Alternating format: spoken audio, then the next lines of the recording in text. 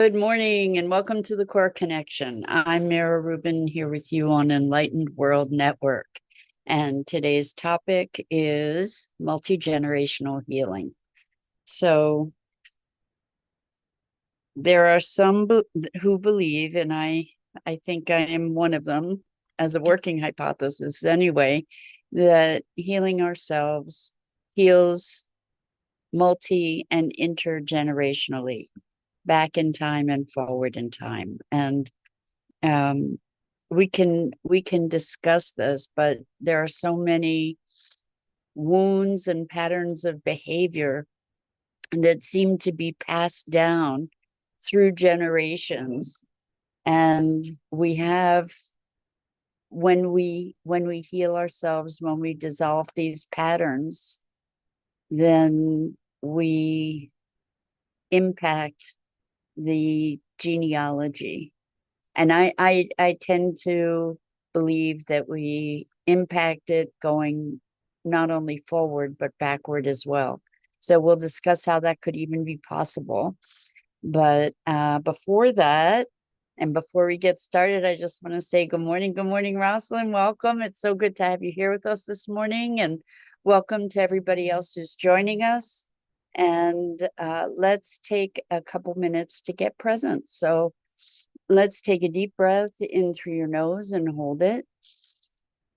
And imagine clean, crisp oxygen flooding your lungs, flowing into your bloodstream, nourishing all your cells, all your organs, bringing vital life energy to your body and being. And as you exhale, exhale any tension, stress, negativity, fatigue. And now let's take another deep breath in through your nose and hold it.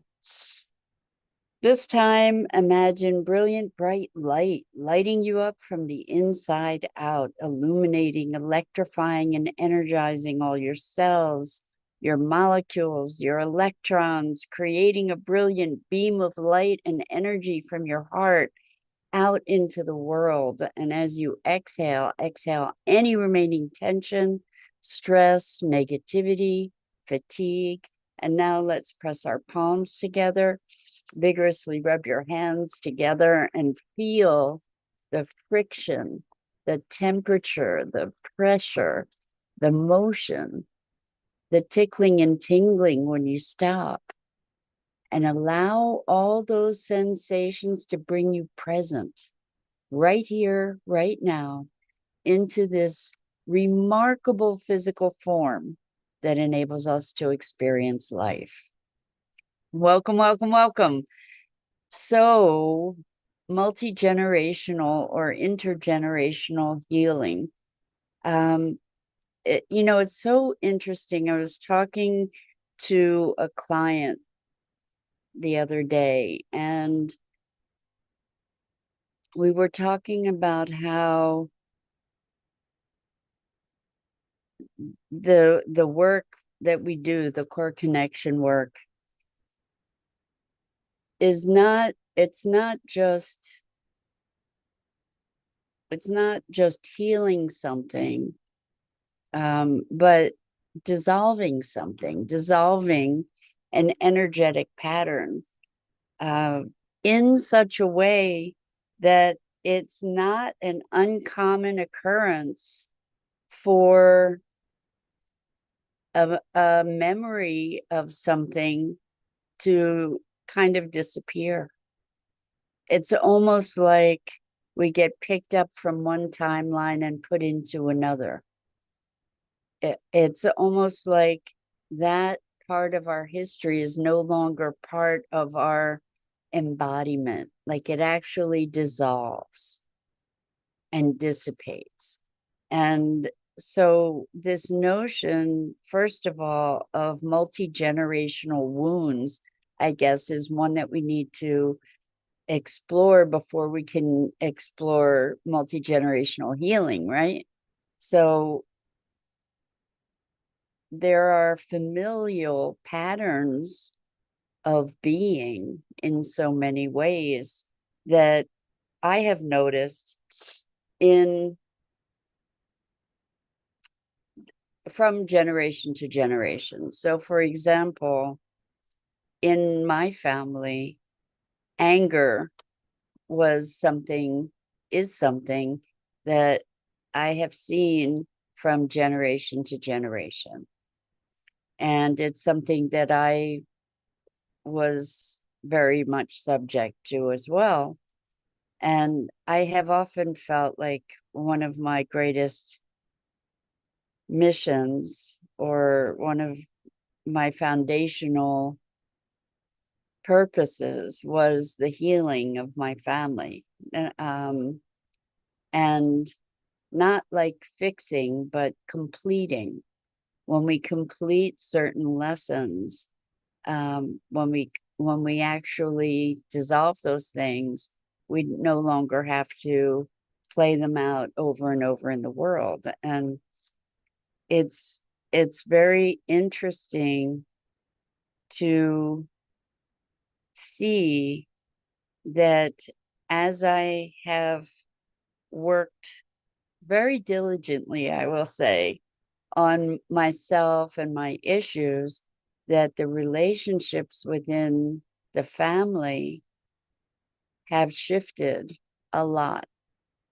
Have they disappeared? Have they dissolved at this point? I can't say that they have, but there's a massive transformation. There's massive movement in that direction where the strife that was so rampant has been dissipating. And it's not an accident. It's I think it's a result of very committed um, work on my part, on myself. And as, isn't it interesting that when we transform, it seems like everybody around us transforms? Have you noticed that? That as we become more whole and healthy, that the people around us seem to be easier to get along with, or to deal with. And uh, what is going on there, that particularly in family where these shifts can happen? It's an interesting thing. If we can think about it, one of the easiest ways for me to think about it is with this notion of miasm. And I'll probably destroy that whole idea, but like as an energetic pattern. So if you can imagine that, it's kind of like some people feel like they're being followed by a black cloud. um, if we can imagine that we all have these different kind of energy fields, and when we're born into a lineage, we're born into that energy field and that energy pattern, and it has certain characteristics that uh, perpetuate. They're self-perpetuating if we are not conscious of them and deliberate in addressing them. So this anger thing, it was bad for me. I once had an employer tell me that I was really angry, and that it was a problem. And they were right. They were right. I was. And it was my first reaction, my first response to pretty much anything that was difficult or challenging. Was this rage would bubble up. And it was something that was a learned response. And I see it in my immediate family, and I saw it in grandparents, and I see it in grandchildren. And um, it's it's very interesting to see that as we clear ourselves, again, the people around us change, and we create more freedom. when we create more freedom for ourselves, we're shifting that field. We're shifting that miasmic field. And I tend to, I know this sounds a bit woo, but I tend to believe that that transcends time, that there's this energetic pattern that when it's dissolved, it's dissolved. It's actually dissolved. And we have genetic material from our ancestors that maybe all hypothetical, but trying to wrap my head around how these things occur. Not like it's true, but feel into it and see if it makes sense to you. But that there's genetic material, there's genetic memory that is passed from generation to generation that maybe carries the frequency of those miasms, of those energetic patterns.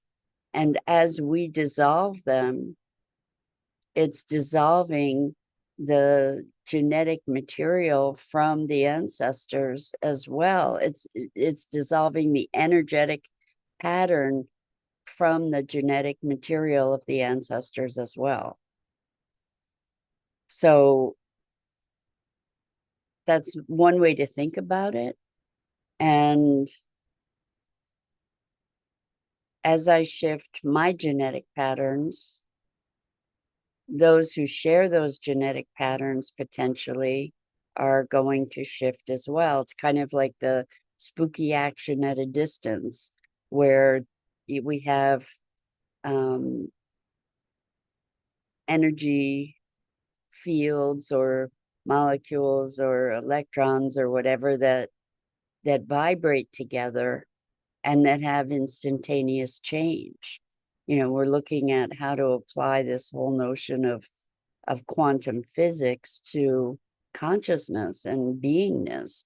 And I think this notion of dissolving certain patterns kind of fits in that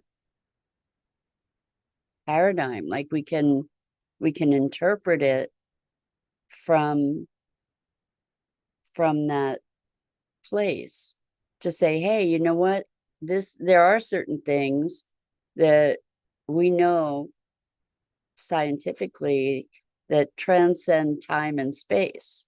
In other words, there's an instantaneous change between two things. One thing changes and there's an instantaneous change in another that is far distant and with no time, no perceptible time increment between the initial inciting instance and the replicated instance of whatever that change is. So that could be the foundation of an explanation of this idea of multi-generational change. And maybe that's something that we can think of as evolution. You know, it may look like jumps because this dissolving, it's not a linear thing. It can happen pretty instantaneously. I mean, I have seen remarkable shifts in people in the course of a 90-minute session, like things that have plagued people for their entire lives, I've seen disappear, like truly disappear. And the wildest thing, I mean, the first time I think I experienced this was years and years ago when I was studying NLP. And we were doing sessions on each other as part of the certification process. And there was a person that I worked with who had this condition where they sweat so much that they would ruined clothes, and it was embarrassing, and it just plagued them. And it was this deep, deep, deep complaint. And we did a session, and the next time we got together, I said, well, how's the sweating or the perspiration? And they were like, what sweating? The whole experience of it, the memory of it, the fact that this had been something that so deeply plagued them, absolutely was gone from their awareness and their consciousness. Now, how does that happen? What in the world is going on there when we have something that has been a quote unquote problem for the better part of our lives, and then it's gone and we don't even remember because it's not part of our being anymore. It's no longer embodied. It's really quite extraordinary. And I'm awed by this. And I have spoken about this recently, but I've seen this also in myself, where there was a story, there are a couple stories that I used to tell about my life that I tried to tell one of them and realized that it wasn't there anymore. Like the details of it were really fuzzy and foggy, and I didn't remember it anymore. And it had been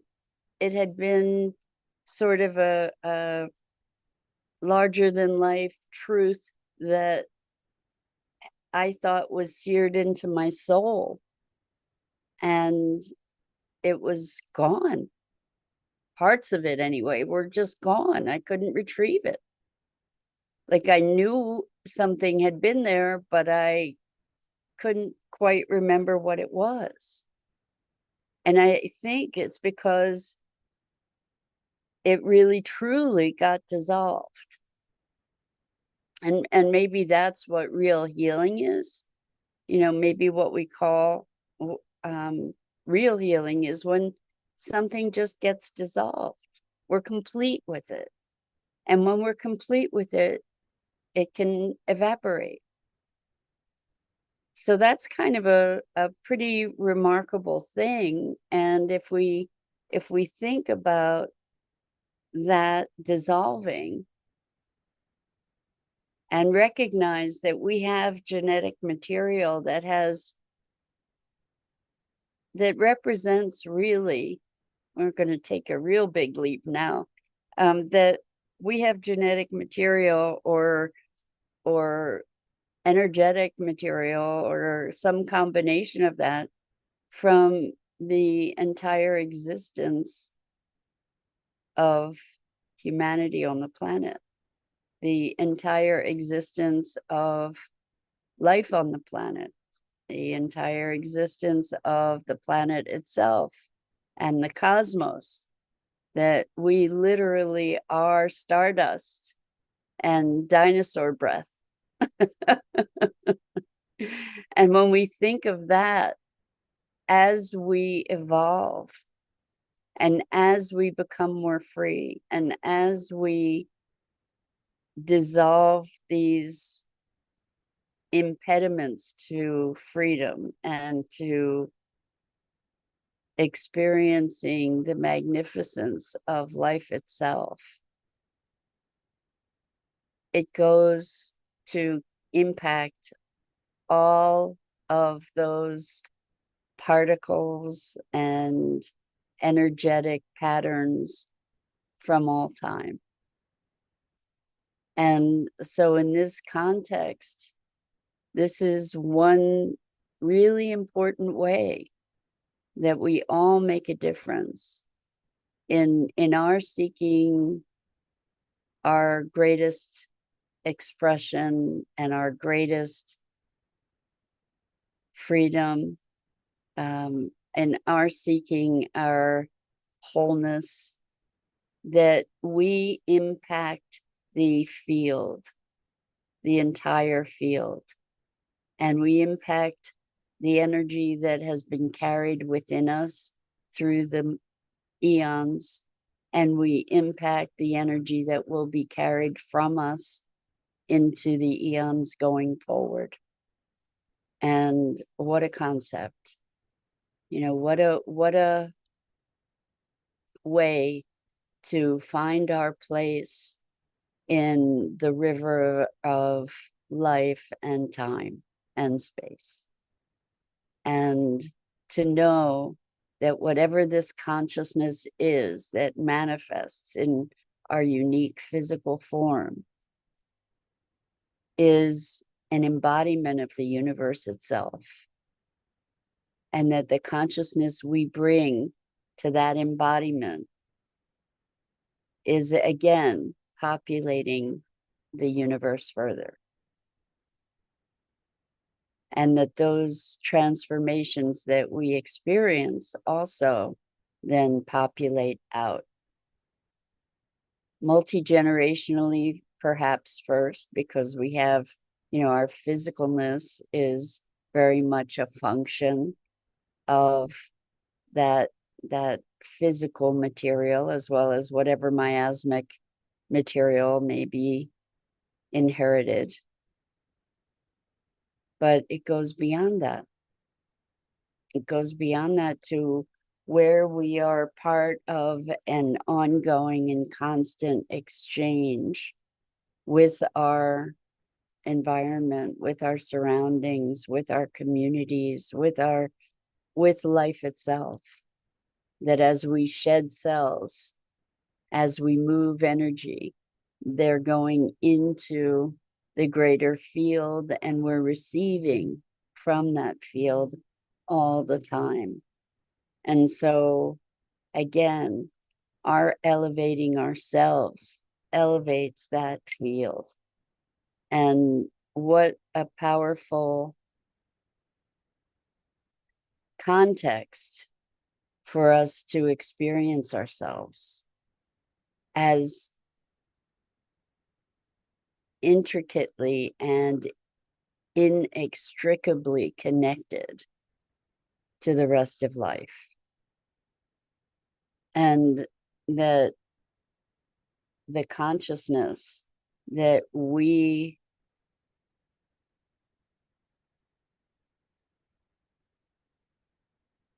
share, consciously or otherwise, the consciousness that we are cultivating for ourselves in our awakening or our lack thereof, that becomes part of a greater field. It's kind of miraculous when we think about it.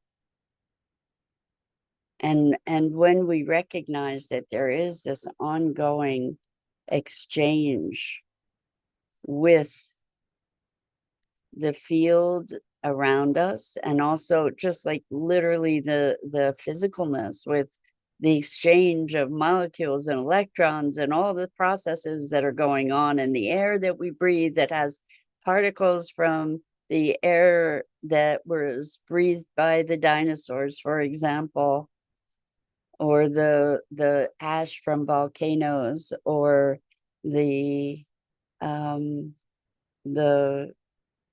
seeds of plants that are now extinct, that somehow we carry that, some portion of that, in our bodies and our beings and our consciousness. And that by moving into wholeness, by dissolving our impediments to greater and greater wholeness and awareness, we impact that field, and what we share with it serves everything else within that field. So some expansive kinds of thoughts to play with, and just to even imagine into, to feel the interconnectedness of all of us, and through the generations, and our connections to every kingdom of life on the planet, and the minerals, and the planet, and the solar system, and the galaxies, and the cosmos. So that's it for today. I'm Mira Rubin. This is the Core Connection. We are made of stars, says Rosalind. And indeed, in truth, we are. So until next time, I so appreciate the opportunity to share these musings, and so much